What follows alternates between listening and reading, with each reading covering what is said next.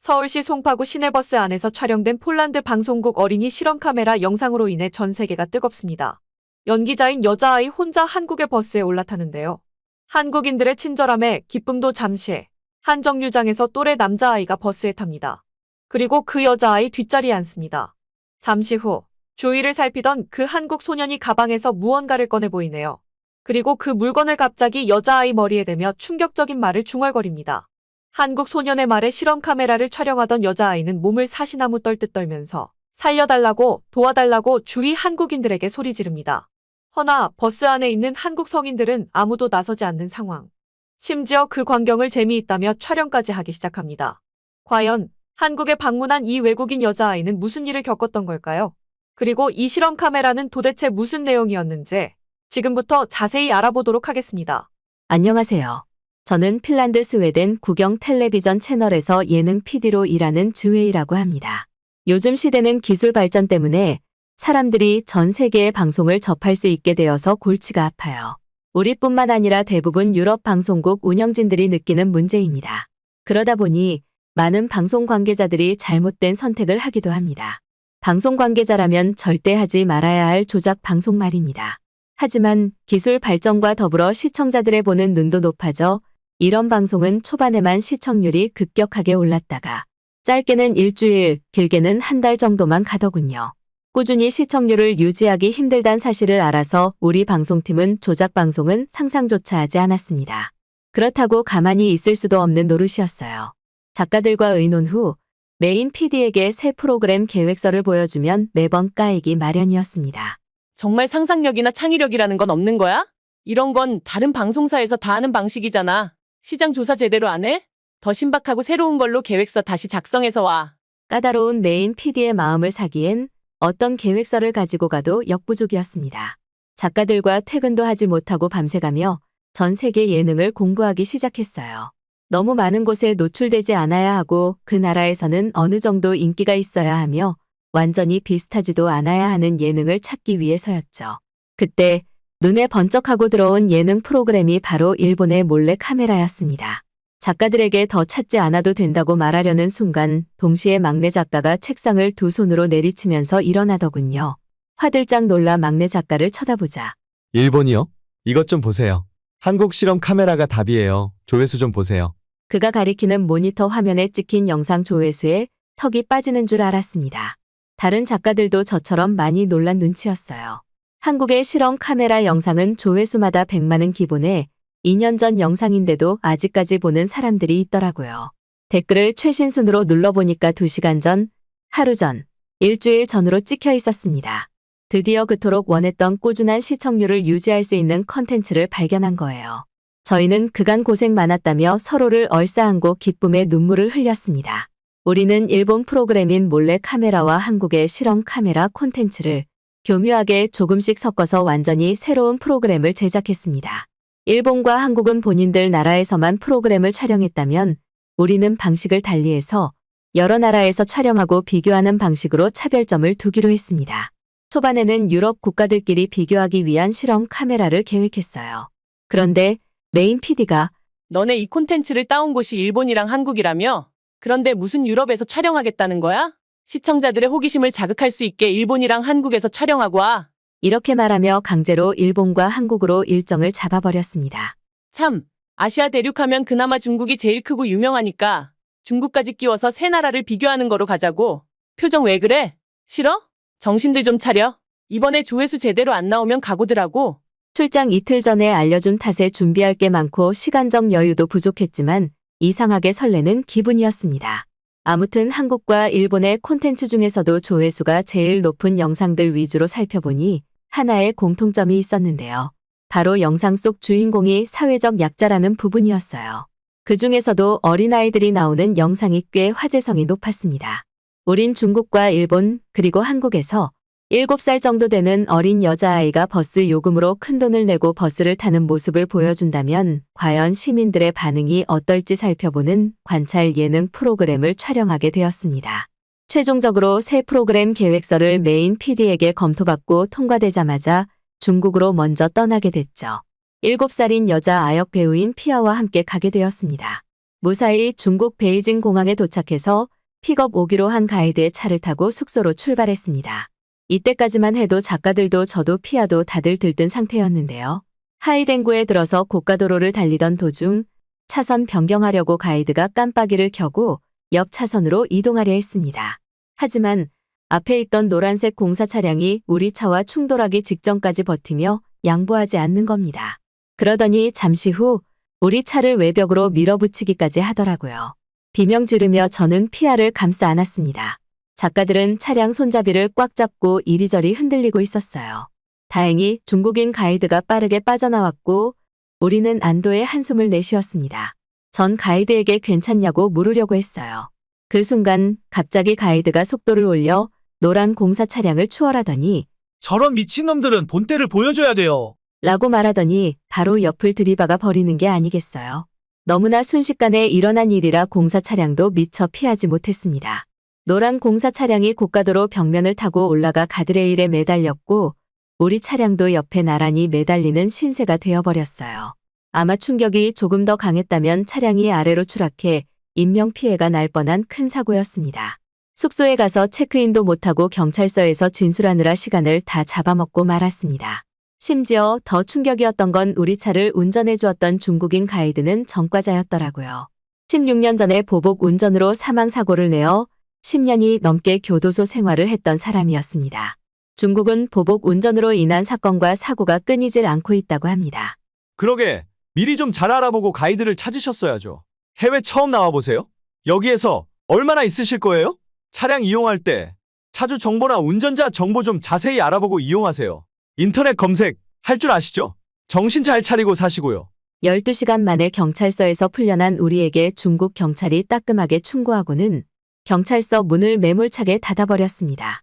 우리가 잘못한 게 아닌데 왜 우리가 충고를 들어야 하는지 이해할 수 없었지만 더는 여기서 시간을 끌 수 없어 택시를 타고 숙소까지 갔습니다.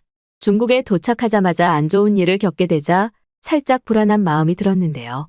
메인 작가는 우리 프로그램이 대박날 징조인 것 같다며 좋게 생각하자고 했죠. 하지만 제 느낌이 맞았습니다. 예약한 숙소에 겨우 도착했더니 이름이 뭐라고요? 즈웨이? 즈웨이 맞아요? 예약자 명단에 즈웨이라는 이름은 없는데요? 라는 직원의 황당한 말에 숙소 예약 내역까지 보여주었어요. 그러니까 귀찮다는 표정으로 그제서야 컴퓨터로 검색해 보더군요.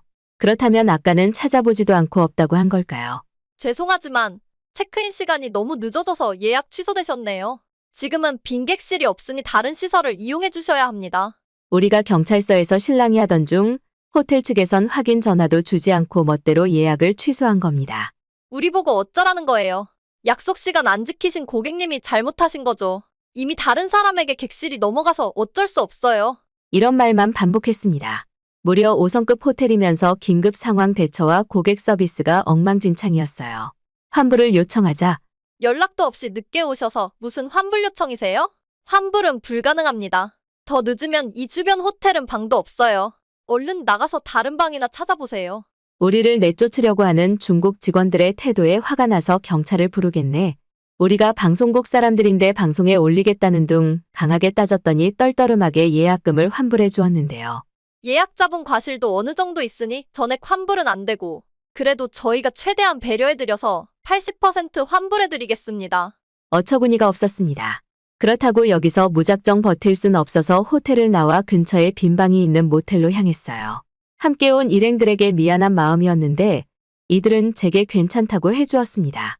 어차피 내일 하루 촬영하고 나면 일본으로 갈 예정이니까 중국에선 더 바랄 게 없다고도 했습니다. 하지만 저렴한 숙소는 저렴한 값을 하더군요. 불을 끄면 어디서 벌레 기어다니는 소리와 가끔 쥐 발자국 소리도 들려왔습니다. 메인 작가는 자다가 불쾌한 느낌이 들어서 눈을 떴는데 팔과 다리에 벌레가 기어가는 느낌이 정확하게 들었다더라고요. 정말이지 중국에 도착해서 마음 놓은 순간이 없었던 것 같아요. 다음 날 찌뿌둥한 몸을 이끌고 베이징시 창안제 거리로 나갔습니다. 창안제는 베이징 중심가로 태남문으로 통하는 중심대로이기도 합니다. 이제 촬영 좀 하려고 버스 정류장에서 버스를 기다리고 있는데 갑자기 중국 시민들이 정류장 커다란 광고판에 생달걀, 밀가루, 돌, 심지어는 빨간 페인트까지 들이붓더라고요. 하필 광고판 옆에 서 있던 메인 작가가 봉변당하고 말았죠. 전 그들에게 갑자기 이게 무슨 짓이냐며 소리쳤는데 제 말을 들어주는 이는 아무도 없었습니다.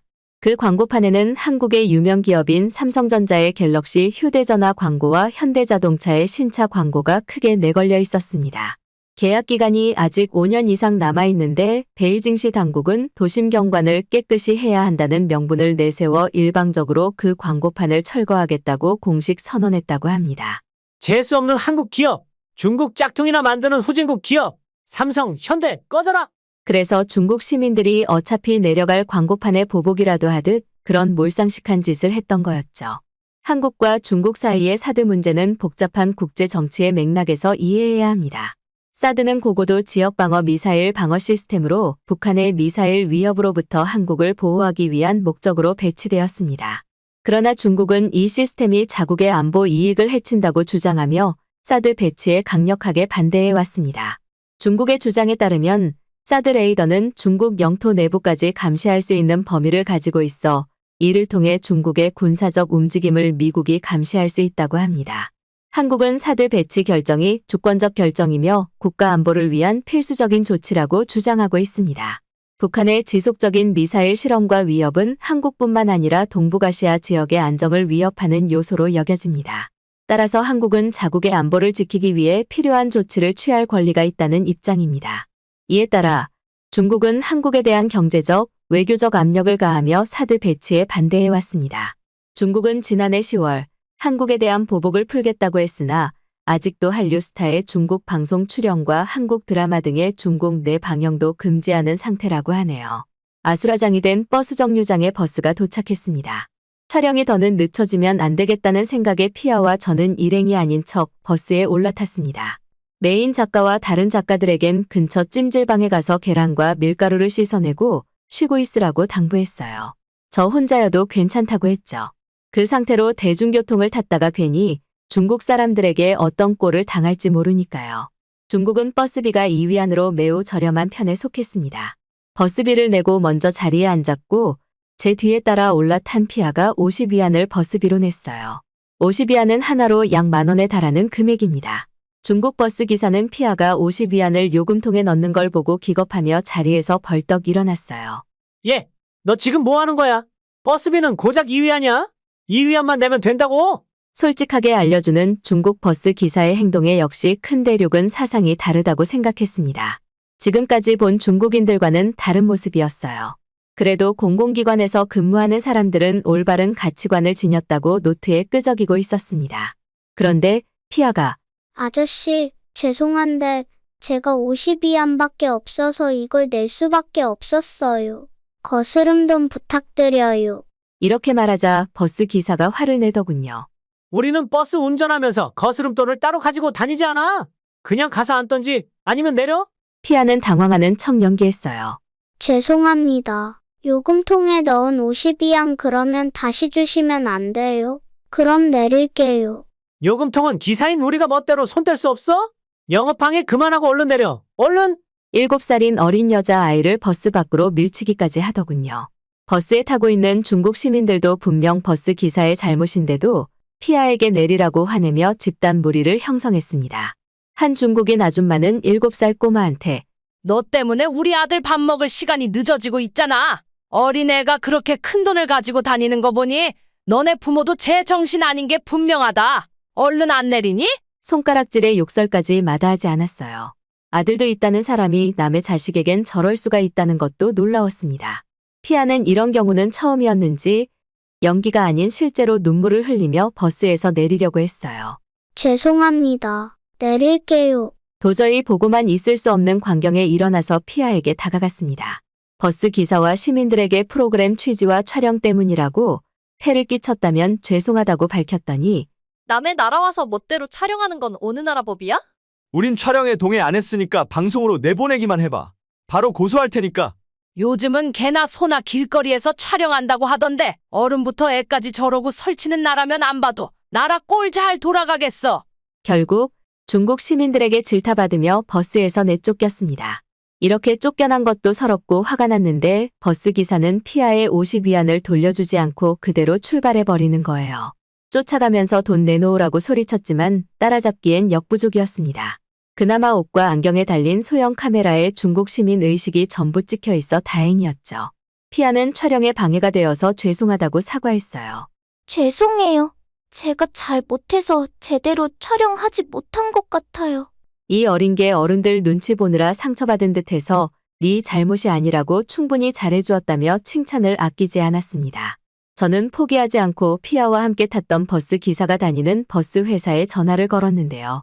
버스 기사가 50위안을 들고 달아났다고 따졌지만 돈을 돌려받을 순 없었습니다.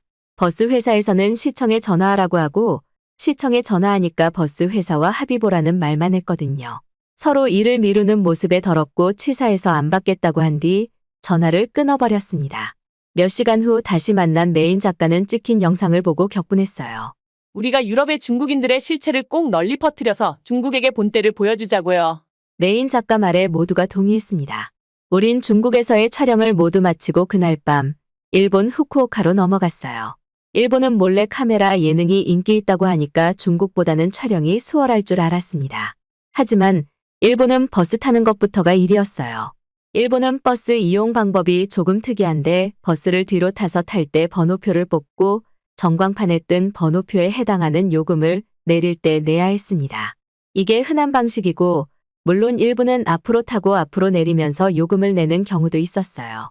이런 경우엔 보통 버스 문이 앞에 하나밖에 없는 경우였습니다. 같은 지역이면 다 같은 방식이 나은데 같은 지역임에도 다른 방식의 버스가 다녀서 관광객들이 버스 이용을 혼란스러워한다고 구글 후기에 많이 나와 있더라고요. 조금 꿀팁을 알려주자면 한자 단어 2개만 알면 일본 버스를 보다 쉽게 이용할 수 있습니다. 일본 버스 입구 옆에 입구와 출구라는 한문이 스티커로 부착되어 있거든요. 간혹 한쪽 문에 출입구가 모두 적힌 경우가 있는데 이 버스는 문이 2개라도 한문이 부착된 문만 사용한다는 걸 명심하셔야 합니다. 또 뒷문으로 타는 버스는 거리 비례 요금 제도로 멀리 갈수록 요금이 올라가니까 주의하시길 바랄게요. 이 버스의 경우에는 버스를 타면서 번호표를 뽑아야 하는데요. 버스를 타자마자 앞에 기계가 있고 종이가 번호표처럼 삐죽 나와 있어서 그 표를 뽑으면 된답니다. 번호표 번호는 버스 앞쪽 전광판에 나와 있고 내 번호에 찍히는 요금을 보면 얼마를 내야 하는지 알 수 있죠. 또 일본은 거스름돈을 셀프로 교환해서 요금을 내게 되어 있더라고요. 피아에게 설명해 주었지만 그녀가 이해하기엔 조금 힘들어 보였어요. 그래도 우린 촬영을 해야 했기에 일본 버스를 타러 도착한 지 2시간 만에 버스 정류장에 나왔습니다. 중국에서와 마찬가지로 일행이 아닌 척하고 저와 메인 작가가 버스를 먼저 탔습니다. 그 뒤를 따라 피아가 따라 올라탔죠. 그녀가 우왕좌왕하며 버스 이용에 어려움을 느끼는데도 어째서인지 아무도 나서서 도와주지 않았습니다. 중국인들처럼 소리치는 사람은 없었지만 다들 불편해하는 기색이었어요. 더 지체할 수 없단 생각에 피아는 버스 기사에게 먼저 어떻게 해야 하는지 도움을 청하자 그제야 버스 기사가 친절히 알려주더군요. 묻는 말에는 친절히 설명하고 안내해 주지만 이상하게 먼저 나서서 도와주진 않았습니다. 버스 요금 낼 때도 마찬가지였어요. 버스 요금 내는 방식을 이해 못한 피아가 출구에서 돈만 들고 서 있는데도 아무도 도와주지 않았습니다.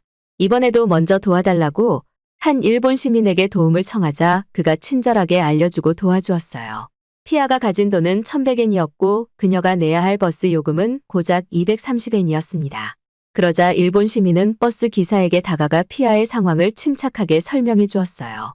그 말을 들은 일본 버스 기사는 운전석에서 일어나 다가와서 거스름돈 통에 있던 동전으로 피아의 돈을 교환해 주었습니다.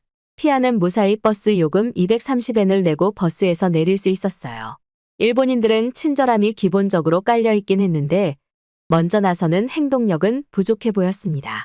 물론 중국보단 훨씬 나았지만 속이 시원한 반응들은 아니라서 마치 고구마를 먹고 사이다를 먹지 않은 답답한 결말이었어요. 속을 풀기 위해 작가들과 피아와 함께 숙소 근처에 있는 스시 식당에 방문했습니다. 후쿠오카에서 유명한 초밥집이라 30분가량 줄 서서 대기해야 했습니다. 피아에겐 일본에는 스시가 유명하다며 카츠 세트로 주문해주고 우린 기본 세트로 주문했어요. 한참을 맛있게 먹고 있었는데 갑자기 일본, 중국인과 비슷해 보이는 손님들이 눈물을 펑펑 쏟으며 난리가 난 겁니다. 다들 코를 부여잡고 물을 미친 듯이 마시기 시작하는데 깜짝 놀랐죠.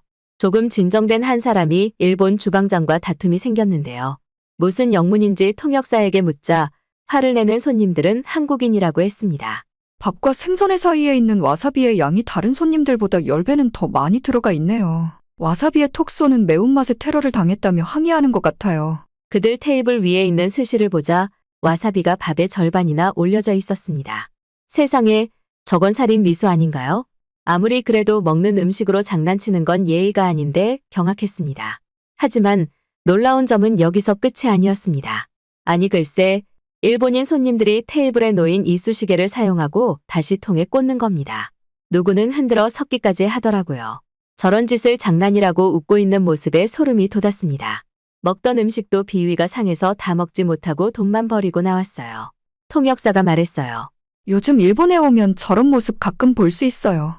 꼭 한국인들을 대상으로 저러더라고요. 스시 식당에 방문한 한국 손님들한테 저렇게 와사비를 잔뜩 넣거나 아예 안 넣어주죠. 한마디로 와사비 테러예요. 나서진 않아도 친절한 줄 알았던 일본인들의 속내를 알고 충격을 금치 못했어요. 앞뒤가 이렇게 다를 줄이야. 우린 백인이라 저들보다 상급인이라고 생각해서 그런지 아니면 한국인에게만 그러는 건지. 와사비 양이 적당하게 들어있었습니다. 물론 이쑤시개 때문에 다 먹지 못하고 나왔지만요.